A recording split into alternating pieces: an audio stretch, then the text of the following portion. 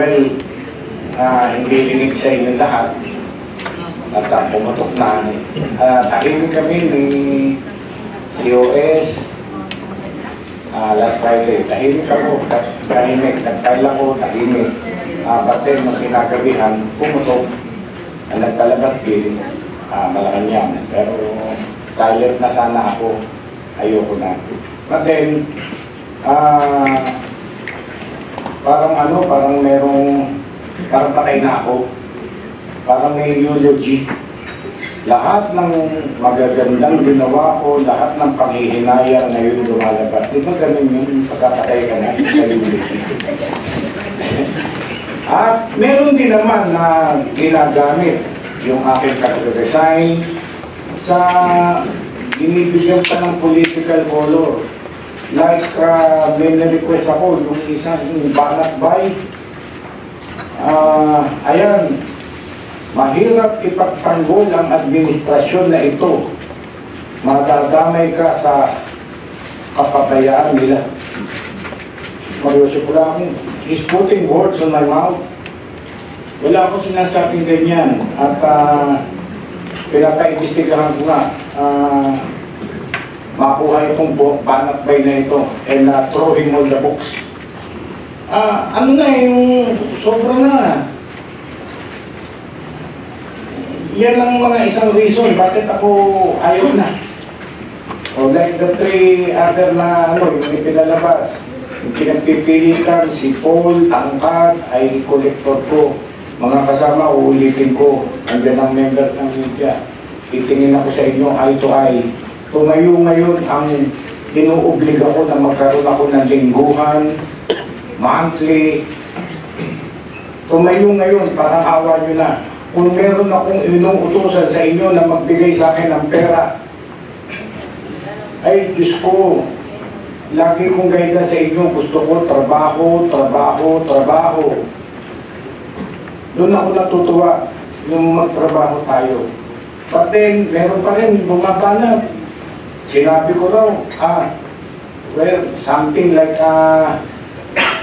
the NBI is run by mafia. Mag-Yosef, wala akong sinasabing ganyan. Alam niyo mga kasama, hindi ako kiss and tell.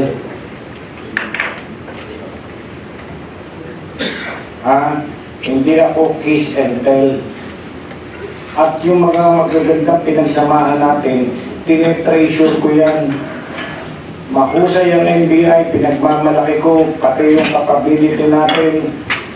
CCD, sabi ko sa mga kaibigan ko, yung napapanood lang natin sa James Bond, yung mga aparatos natin, akala ko sa James Bond lang yun, pero capable ang NBI, pinagmamalaki ko. Well, kahit sa ang gubat, may ahas. Kahit saan yan? Huwag kayong magagalit sa akin. Majority, lahat kayo, marami kayong mahuhusay, mababait, masipag. At yun ay naipakita natin sa pamamagitan ng pagtatrabaho. Kung hindi kayo nagsusuporta sa akin, yung mga nagtatrabaho na yun, wala tayong trabaho. Tahimik ang NBI. But then, yung, di ba, angat na angat tayo. Kayo magsabi, angat na angat tayo ngayon. Pinagkakatiwalaan ng NBI. Ngayon kung ano-ano pinagsasabi nila na mga kasama, malinaw yung aking resignation. Kaya nakaharap sa inyo at siguro kayo nakabasa na. Wala akong sinasabi against the NBI. Mahal ko pa rin kayo. Nalulungkot lang ako that I have to lumabas dahil sa kagagawa ng iilan. No? Kagagawa ng iilan. Na umantong na nga tayo umabot din sa NBI nung nagwala ako nung nag-racing ay umabot sa NBI. Umabot sa Malacanang.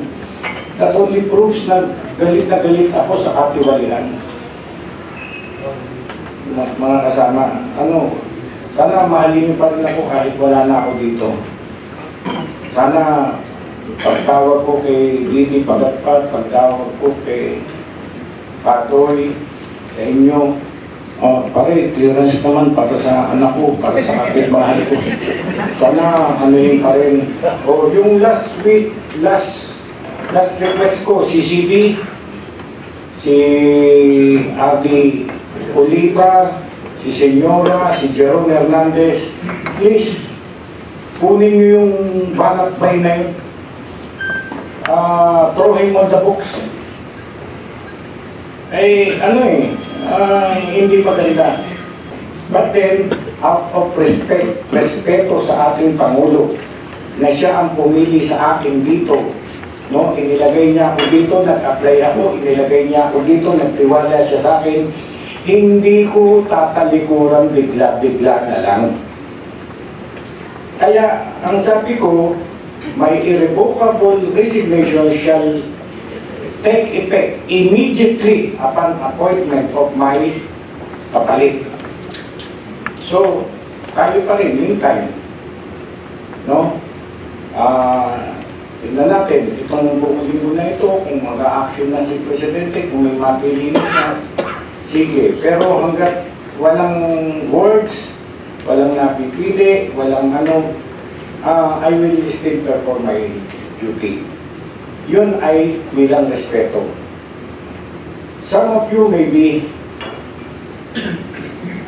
sad, but majority of you are sad. I can feel it. But there are some who are rejoicing. Well, wala tayong magawa sa ganyan. At then, sinasabi ko sa inyo, mahal ko kayo, sana mahal niyo pa rin ako kahit wala na ako dito. Kahimik na lang ako, mag-gardening na lang ako ulit. I retired from the judiciary. Nagpaka-busy ako nun. Nag-recover ako, nagkasakit ako, nag-recover ako. Nagtanim na lang ako. I go back to farming. No? Yun, mga kasama. Wala ako. Hindi ako umalis dahil sa lilinawin ko to, andyan ang media, lilinawin ko to. Hindi ako umalis dahil sa ayaw ko na sa administration. I salute the President, I salute OJ, I salute leaders. Wala po sila sa atin, wala silang inutos na illegal na gawin natin. Free hand ako. Nakita nyo, nakapagtapon ako, free hand ako. Takong ko to, ilipat ko to, free hand ako. Nag-ooperate tayo. Walang nakikialam at wala akong masasabi sa ating Pangulo. Napakabait talaga niya. No? Meron lang ibang quarters na katulad ko, leader ako. Halimbawa, bulong nito, masama si Eddie Vallejo, pulong nito, masama si Eddie Vallejo, pulong nito, masama si Eddie Vallejo. Siyempre mag-iisip din ako. Ganun din ang Pangulo. Kung ang daming bumubulong, ay yung lies baka repeatedly said, nagiging totoo. Yun ang iniwasan ko. Ayokong masira ang pangalan ko, ayokong masira sa ating Pangulo. No? Ano ba? Well, nung Sabado, tinawagan ako ni SOJ, 5 minutes kami nag-usap, bakit nagkaganon, sinabi ko sa kanya, magkaibigan pa rin kami, punta daw ako sa kanya lagi, gano'n. Okay. And several other officials, yun nga sabi ko nga sa inyo parang may eulogy no, Sabado Linggo. No? Parang patay na ako lahat ng papuri, lahat ng panghihinayang, lahat ng ano, tinanggap ko na. No? Yun lang mga animalas na ginagamit yun may mafia daw. Wala akong sinasabing ganun. Ayan ang aking ano. At nakita nyo, may mga members ng media, wala akong kinausap na media after I filed my resignation. Hanggang ngayon wala. Siguro nakikita nyo, ring ang phone ko. Wala akong kinakausap na media. Wala akong binibitiwang salita kahit ano. No? Ayan na lang. Kung ano yung nandiyan sa aking resignation, yan po yun. Pero wala akong ano. Ngayon, alam nyo isang binabalat sa akin dun sa loob, yung mga, di ba, lagi ang ano ko, ang guidance ko, lagi ang SOP ko, lahat tayo magulang. Kung merong nagkakamali na anak mo, pinakialaman mong katulong, nagnakaw ng pera, hindi mo ilalabas sa kapitbahay at sasabihin mo, etong anak ko magnanakaw. Okay? Maraming nangyaring anomalya sa operation, irregularity sa operation. Pinagtakpan ko yan, ayaw kong ilathala sa buong mundo.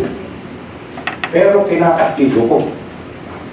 Pinapile ko ang kaso, nagpapile tayo ng kaso sa IAD para imbestigahan. Unfortunately, wala namang nangyayari sa investigasyon.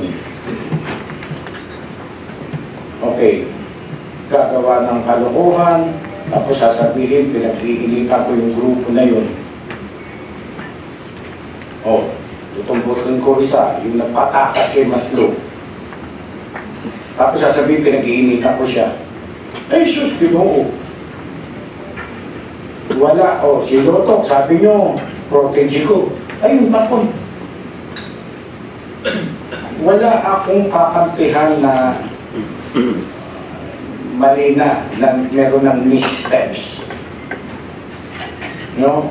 Pero, dito na lang sa atin sana. Kaya lang, ayun, nag-capitalize doon yung mga naninira sa akin. Yun ang pinapaabot doon. Meron ganun, kumuha si ganito na 50 mil, kumuha si ganito ng 20 mil. Eh, hindi ako nagre-report sa kanila. Pero pinakastigo ko dito. Pinapaimbestigahan ko sa iya. Eh, yun lang, mga kasama. So, this may be my last bayang magiliw sa inyo. Bago po mawala, choir, kantahan natin si Glenn, si A.B. Glenn, kantahan muna natin. At yung mga nagdiriwang na kanilang kaarawan, happy birthday pa rin sa inyo.